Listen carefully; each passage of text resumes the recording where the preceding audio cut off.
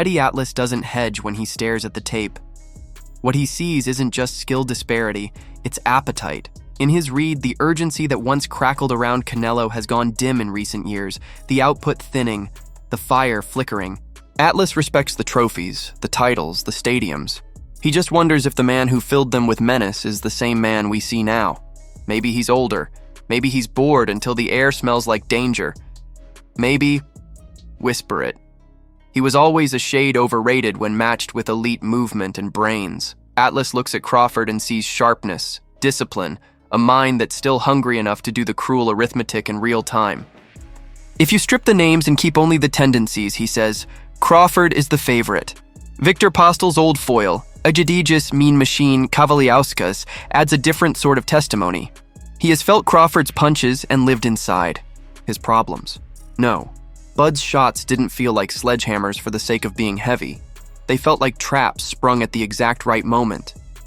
It's timing and accuracy that do the real damage, he says, the way a shot meets you in the blind corner between steps. Mean Machine doesn't believe size decides this story. He points to Oleksandr Usyk, how he made behemoths feel slow, and insists that ring IQ, distance control, and rhythm can smother mass. He even reaches back to 2013, to the night Floyd Mayweather took Canelo's weapons away with economy and geometry. Today's Canelo is older, wiser, less impulsive than that version, he admits. But Crawford can play the same game of subtraction, the same tap and turn that makes pride chase shadows. And yet the counter-argument has muscle memory.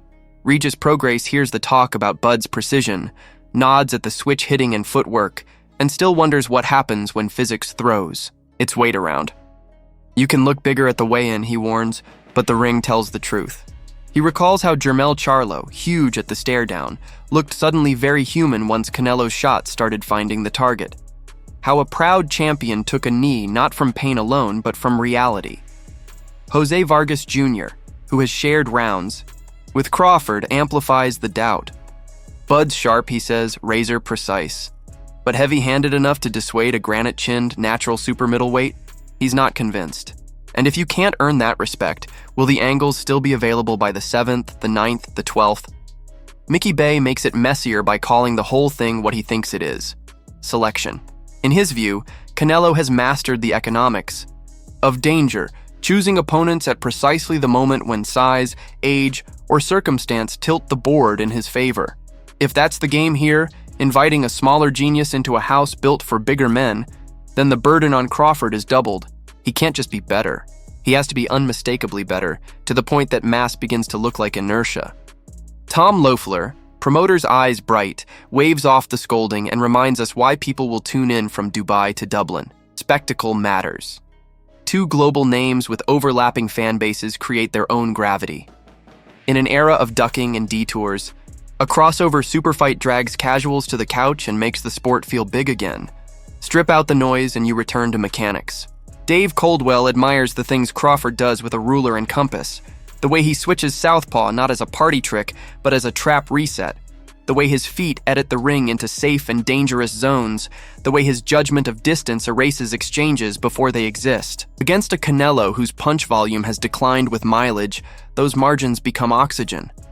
It's not that Crawford needs to hurt him, it's that he needs to make him miss by inches and pay by ounces. Stings, not bombs. Layers, not lunges. In that blueprint, Bud doesn't have to move a mountain. He has to make the mountain move its feet. There's a parallel current too, the one where intangibles live. Trainers and ex-fighters keep circling back to a cluster of words that never show up on tail of the tape.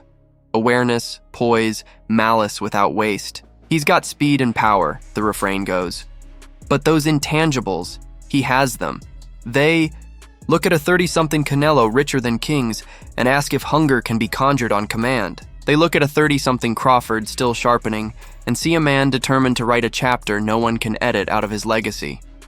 Of course, logic still stalks the edges. Canelo's ledger is brutalist art. Golovkin 3 times, Kovalev.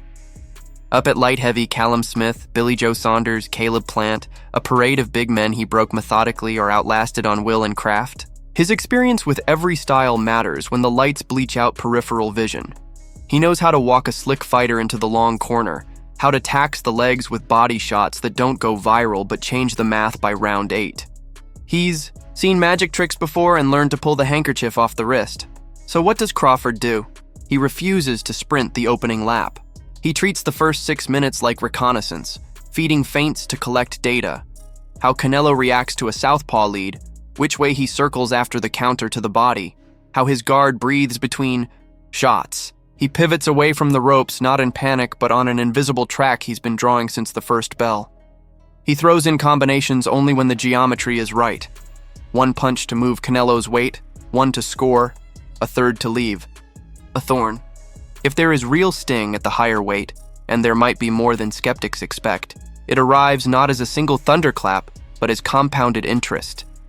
If there's not, he wins with denial. Deny setups, deny rhythm, deny the long rests Canelo steals behind a high guard. And what does Canelo do? He goes to school on the torso. He doesn't chase the head, he taxes the trunk. He uses quiet pressure to corral rather than chase, shortening the ring with half steps until a man who loves choice finds fewer. He times the exits, not the entries. Setting that old, nasty right hand for the moment Crawford slides off the line. He won't be lured into throwing with a faster man, he'll wait to land heavier later. If Crawford's power doesn't scale, one or two of those shots can reorder the rest of the fight. The cruel beauty is that both pictures can be true in the same night. It can start like chess and end like a test of nerve. The first 3 rounds can belong to feints and frames, the middle third to negotiated exchanges, and the final act to a question asked at close range. Who can take what he demands the other man take? That's where Atlas's hunger argument, Mean Machine's timing, Gospel, Prograce's physics warning, and Coldwell's geometry lesson collide.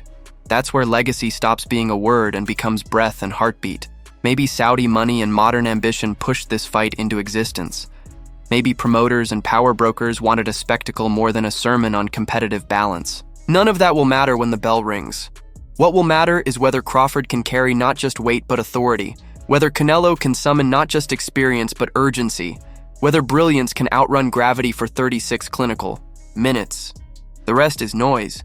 The ring will tell the truth.